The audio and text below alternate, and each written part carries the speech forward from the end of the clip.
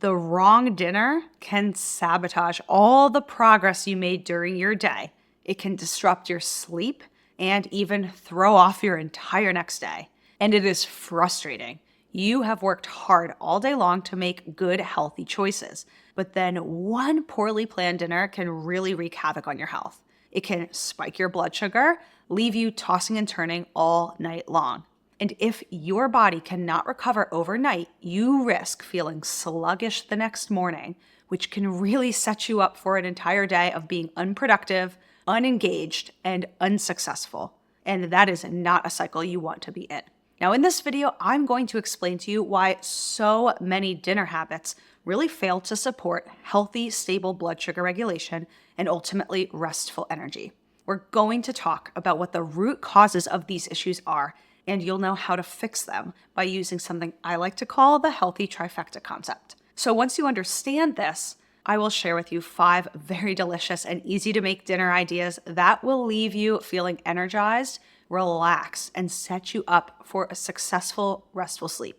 And then make sure you stick around till the end of the video because I have a bonus tip, which is something a lot of my patients swear by for curbing those late night hunger cravings. If you don't know me, hey, I'm Dr. Anna. I'm a medical doctor. I'm here on this channel to help you take control of your diabetes in a way that's very simple, sustainable, and delicious. And I want you now to imagine this. So we're going to do an exercise. You're a very busy person. You're juggling a stressful job, maybe also family life, a personal life in the background. And ultimately, you're trying to juggle all of these things while managing your diabetes. Now, generally, you make pretty healthy choices and you made good ones during this day. You had a good solid breakfast. You ate a healthy lunch. Then you got home and it's time to think about dinner and it's starting to sneak up on you, but you realize a big problem. You're exhausted. You don't have the energy to come up with dinner ideas for cooking. And now you resort to takeout or just grabbing a pizza from down the street. Unfortunately, if you do this, just a few hours later, you might find yourself laying in bed, tossing and turning. You might have a headache. Your blood sugar is all over the place. And ultimately, you're going to have a terrible night of sleep that leads you to waking up the next day feeling like you didn't get any rest at all. Does this sound familiar to you? Well, if so, you're not alone. Let's change that. Now, the problem with most dinners is that they're very high in refined carbohydrates, loaded with hidden sugars, or maybe they're just completely unbalanced overall. Now, very common choices like a thick, creamy pasta bowl, a deep fried takeout dish, or even skipping dinner altogether can really cause rapid blood sugar spikes, crashes, dysregulation. This is especially damaging for people with diabetes because, as you may know, with trying to manage your diabetes, any imbalance can really disrupt your entire day's regulation and it can disrupt your sleep, which lingers to imbalance into the next day. Unstable blood sugar, at night specifically, also doesn't just show up in your numbers. It ends up showing up in how you live and how you feel overall. As we mentioned before, this poor sleep can make it really hard to stay energized and focused the next day, completely derailing your productivity, your focus, and ultimately your success. So think about this. You may end up waking up really thirsty or restless after a night following a poor dinner choice. If you end up feeling tired or irritated, you may ultimately get very drained. Your blood sugar is unbalanced. This will also lead to issues in other parts of your body. You might start to have urination trouble. You might have to wake up in the middle of the night with the feeling of needing to pee very frequently, which is something we call increased frequency. And this is further going to disrupt your sleep. So this unbalanced blood sugar is going to start throwing everything in your body off track. Over time, these restless nights and unpredictable mornings are going to lead you feeling discouraged, worried about the long-term complications of diabetes on your health. So what's the real issue underlying here? What's the core problem? Well, I like to think of it as unbalanced meals being the core issue here. Too many dinners are relying on fast digesting carbohydrates, these unhealthy fats, these chemical-laden foods, this high amount of hidden sugar in our meals, and leads us devoid of the nutrients our body actually needs, which is protein, fiber, and healthy fat. Now, the truth is your body simply can't just stabilize your blood sugar or recover properly with an imbalanced meal. It's really hard. Your metabolism is fighting against whatever you give it. So if you give it the underlying nutrients it needs, it doesn't have to fight very hard. If you give it nutrients that cause more inflammation and more problems and imbalanced blood sugar, your body has to fight even harder. And all of this is going to do a damage on your metabolism. So what's the solution? Something that I like to call the healthy trifecta, which is a combination of the nutrients your body really needs. It's the protein, the fiber, and the healthy fat that you want to be targeting in your dinner. How does this work? So the game is to eat a very solid source of protein, a portion of a fiber-rich food or a fiber-rich carbohydrate. This could be a whole form vegetable, of zucchini, broccoli, cauliflower, kale, spinach, really any vegetable you think of. It can have lots of healthy legumes like lentils, beans. It can also be a source of whole grains like quinoa, cooked brown rice, amaranth, farro, and then adding on top of it a source of healthy fat. This could be olive oil, it could be avocado oil. All of these things in combination at your meal create this healthy trifecta balance and set you up for blood sugar success. When you base your dinners on the healthy trifecta, you're really giving your body exactly what it needs to ultimately digest, rest, recover, and then you will wake up feeling much more refreshed the next day. Now, if you understand why this is so important, but you just need a little bit of help how to implement it, don't worry, I got you covered. I made a free ebook called The Perfect Meal Formula. It is a step-by-step guide to helping you create a balanced meal rooted in the healthy trifecta. It's perfect for dinner, but also for lunch, breakfast, a snack. You'll learn how to stabilize your blood sugar, boost your energy, keep you feeling satiated after your meal, and satisfied for the long term. So you can download your free copy using the link I have in the description below this video. Okay, without further ado, let's talk about our 5 healthy dinner ideas that you can start eating right away. The first is herb-crusted salmon with steamed broccoli and quinoa. Now, let's break down our healthy trifecta. Our salmon is going to be our source of healthy protein, as well as providing us lots of healthy fats. It has these omega fatty acids that are super important for our brain health, reducing inflammation, and supporting our heart health. Now, for those of you with diabetes, you're going to know that diabetes occurs throughout the entire body. When your blood sugar is high, it's high everywhere, and there could be long-term consequences and damage down the road if you don't keep that blood sugar in check. One of the consequences of diabetes is having a state of inflammation. Now, it's actually a vicious cycle. We don't have time in this video to go into the physiology of how all this works, but there's this sort of catch-22. If having diabetes causes more inflammation can worsen your diabetes, etc. So it's really important to eat these healthy fatty acids to help tame that down. Now, the salmon is going to provide us with that protein and healthy fat, like I mentioned. Then our steamed broccoli is going to add us some fiber and essential vitamins, minerals, and phytonutrients that are really important also to fight inflammation, to ease our digestion, to give us that bulk component that's really important. Then we have quinoa that's going to be a complex carbohydrate in our diet, providing us with a good amount of fiber and also a little boost of protein. So all of these things together create this nice balance in our meal. Now, what is our second dinner idea for how you can target the healthy trifecta to improve your diabetes? Well, this is going to be a pasta with pesto and grilled chicken with zucchini. Now, you can do this as the entire dish is in one bowl, which is like a pasta bowl, but you can also separate these things out. You can start with your first course, which is the pasta. You can finish with your second course, the zucchini and the chicken.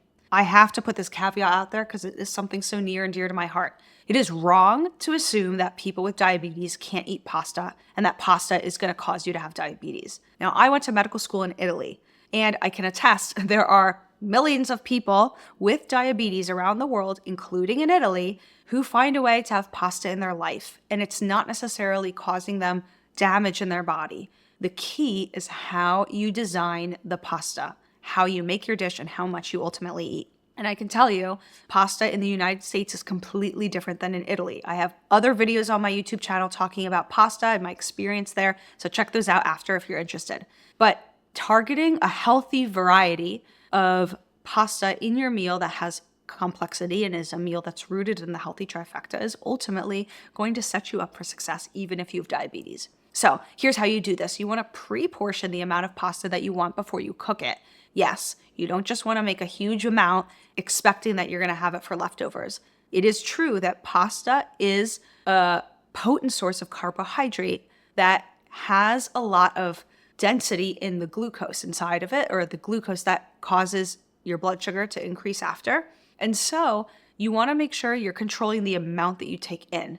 Now, most Italians actually measure the amount of pasta that they want before they cook it. And the metric system is used over in Europe. So typically people are thinking about this in gram amounts. They say, I want 100 grams of pasta, and they pre-measure that with a scale, and then they cook it. So you can certainly adopt that type of an approach. But you choose the amount that you want, that you know is the amount you're actually going to eat at your one meal here. So it helps control your intake. And then you'll make a light pesto. This can be olive oil with basil, and then classically there's going to be pine nuts or garlic in there. You can also change it up. You can skip the garlic if you don't like that.